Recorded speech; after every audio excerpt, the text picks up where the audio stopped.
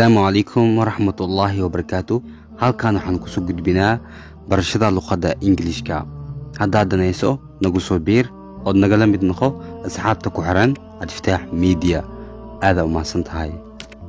Asalaamu calaykum waraxmatullaahi wabarakaatu. Isku soo noqoto wanaagsan insha Allah. Maanta casharkan wuxuu ku saabsan yahay I miss you sida loo dhaho waan ku xiiseeyo kale ku saabsan yahay.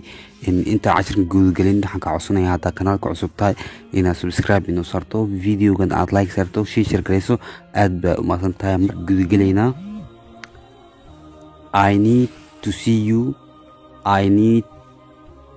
you waxaan u baahanahay inaan ku arko. I need to see you waxaan u baahanahay inaan ku arko. I long for you waan ku hilooway. I miss your smell waxaan u xiisay dhoola cadeyntaada. I miss your smell waxaan u xiisay dhoola cadeyntaada. I miss your love waxaan u xiisay qosolkaaga. Love qosol waa. I miss your love waxaan u xiisay qosolkaaga. I miss you so much